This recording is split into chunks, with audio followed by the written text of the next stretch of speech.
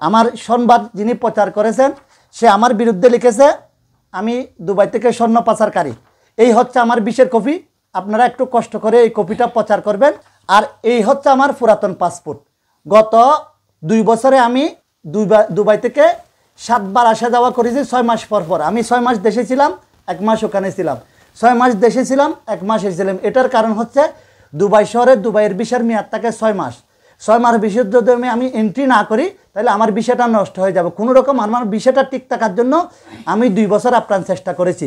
অতীব দুঃখের সাথে উনি যে আমাকে বলেছেন আমি স্বর্ণ চোরাচালানের সাথে জড়িত, কিন্তু গত 1 বছর আগে এই হচ্ছে আমার নতুন পাসপোর্ট। 1 বছর 8 মাস আগে আমার ভিসা ক্যান্সেল করেছি। আপনাদেরকে আমি এই কপিটা একটু স্পষ্ট করে যাতে জাতি জানতে পারে দেখার জন্য। এই বিষয়টা আমি আমার ভিসাটা ক্যান্সেল হওয়ার জন্য আবেদন করেছি 17/4/2025 এপ্রিলের 17 তারিখে আমার ভিসার আবেদন করেছি। আমার ভিসাটা নষ্ট, এখন আমার ভিসা দুবাইতে নাই। এ হচ্ছে আমার দুবাইয়ের ডকুমেন্ট, আপনারা দেখতে পারবেন। রাঙ্গুনিয়া লালানগর ইউনিয়নের 7 নম্বর ওয়ার্ডের বাসিন্দা ও বিএনপি নেতা মোহাম্মদ জসিমউদ্দিন তার বিরুদ্ধে একাধিক অনলাইন নিউজ পোর্টালত প্রচারিত সংবাদ প্রকাশের প্রতিবাদে সংবাদ সম্মেলন করছে। ও অসত্য তথ্য অপপ্রচার করে যাচ্ছেন, তার প্রতিবাদে আমার এই সংবাদ সম্মেলন। নিম্নে আমার বক্তব্য। নিউজে উল্লেখ করেছে জসিমউদ্দিন বর্তমানে এলাকার এক আতঙ্কের নাম।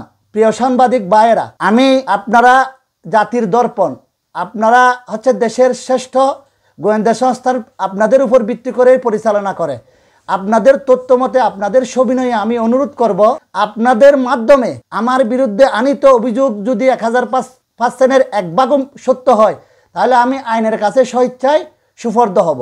আপনাদের মাধ্যমে আমি তদন্তের মাধ্যমে জানতে চাই আমার বিরুদ্ধে আনিত অভিযোগ অদ্যাবধি পর্যন্ত থানায়, রাঙ্গুনিয়া থানার কোনো মামলার, কোনো হামলার, কোনো আসামি, কোনো জবানবন্দিতে আমি জসিমউদ্দিনের বিরুদ্ধে এরকম কোনো অভিযোগ যদি থেকে থাকে আপনারা সরজমিনে তদন্ত করে আইনগত ব্যবস্থা নিতে পারবেন। রোববার আগস্টের 31 তারিখ দুপুরে তার লিখিত বক্তব্য তিনি হয় তার বিরুদ্ধে পোর্টাল ও অনলাইন টিভির যেসব অভিযোগ আনা হয় তার সম্পূর্ণ মিথ্যা, ভিত্তিহীন ও মানহানি করে।